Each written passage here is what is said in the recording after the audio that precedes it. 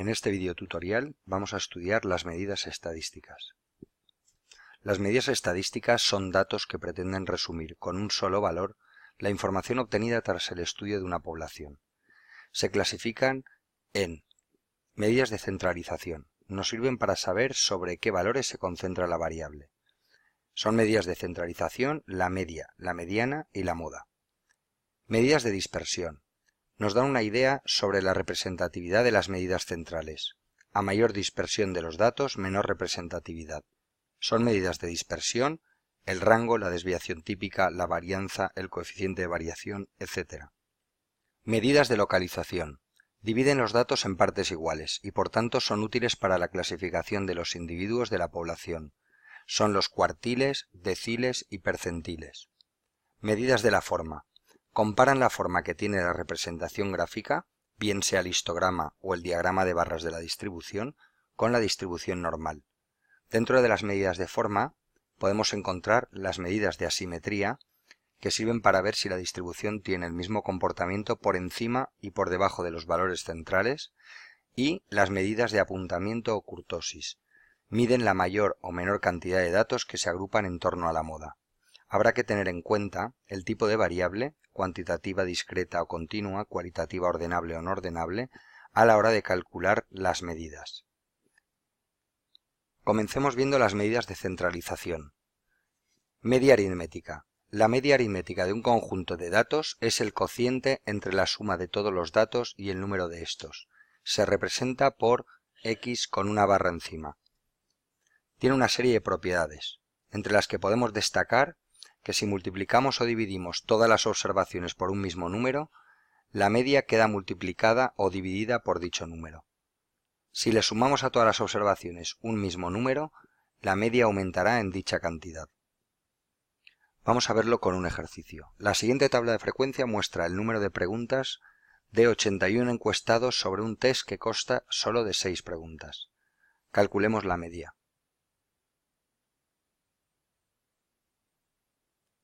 Debemos tener en cuenta que en el caso de datos agrupados en intervalos o clases, la media aritmética se calcula utilizando la marca de clase. Por ejemplo, en un test realizado a un grupo de 42 personas se han obtenido las puntuaciones que muestra la tabla. Calculemos la puntuación media. En este caso, para calcular la media, tomaremos como valores de la variable la marca de clase, es decir, el punto medio de cada uno de los intervalos. Vamos con la segunda medida de centralización, la mediana. La mediana es el valor central de la variable, es decir, si expresamos los datos ordenados en orden creciente o decreciente, el valor que divide en dos partes iguales a la muestra es la mediana. Por tanto, la mediana es un valor tal que el número de datos menores que él es igual al número de datos mayores que él.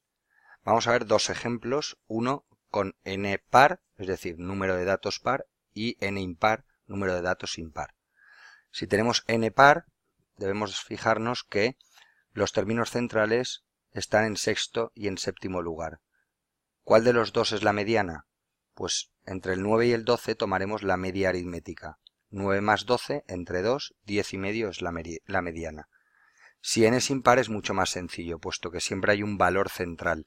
Tenemos 6 valores a la izquierda, 6 valores a la derecha, por lo tanto el término central es el séptimo, que es el número 12.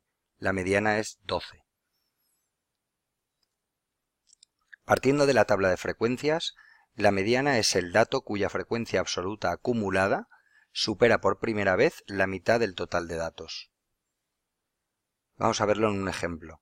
La tabla siguiente muestra el número de chinchetas defectuosas que se han encontrado en 29 cajas. Calculemos la mediana. En 10 cajas tenemos 0 chinchetas defectuosas, en 8 cajas tenemos una chincheta defectuosa, etc. Y tenemos la columna de frecuencias absolutas acumuladas. Mirando esta columna, calcula la mediana. Vamos con la tercera medida de centralización, la moda. La moda de un conjunto de datos es el valor que más se repite, es decir, el valor de la variable que tenga mayor frecuencia absoluta.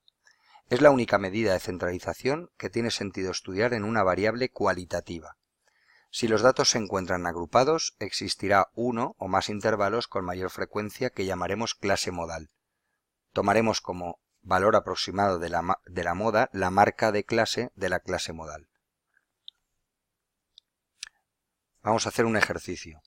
La tabla siguiente muestra el número de chinchetas defectuosas que se han encontrado en 29 cajas. Es el mismo ejercicio que antes. Calcula la moda. Vamos ahora con las medidas de dispersión. En primer lugar, estudiamos el rango. Es una medida de dispersión que también se llama recorrido y que representaremos por R. Se define como la diferencia existente entre el mayor y menor valor de los datos. Tiene el inconveniente de que solo depende de los valores extremos y por tanto no es una medida muy significativa. La ventaja que tiene es que es muy fácil de calcular. Calculemos ahora el rango en el ejercicio que venimos haciendo durante el vídeo tutorial. Desviaciones respecto a la media. Es la diferencia entre cada dato y la media aritmética del grupo. Se representa por D minúscula sub I y puede ser positiva, negativa o nula. No es una medida, son muchas medidas, puesto que cada variable lleva asociada su correspondiente desviación, por lo que sería bueno una medida que resumiera toda esta información, como veremos más adelante. Como hemos dicho, las desviaciones pueden ser positivas, negativas o nulas. Veámoslo con el ejemplo que estamos trabajando durante este vídeo tutorial. Tenemos una columna de variable, una de frecuencia absoluta acumulada, y vamos a poner las desviaciones respecto de la media en la última columna. Para ello necesitamos calcular previamente la media aritmética. Como hemos dicho, las desviaciones son muchas medidas y necesitamos tener una sola medida que resuma todo lo anterior. Esta medida es la desviación media. La desviación media es la media de los valores absolutos de las desviaciones respecto a la media. Es decir, cogemos todas las desviaciones respecto a la media, tomamos su valor en positivo y calculamos la media de todos los valores. Se representa por D minúscula sub m.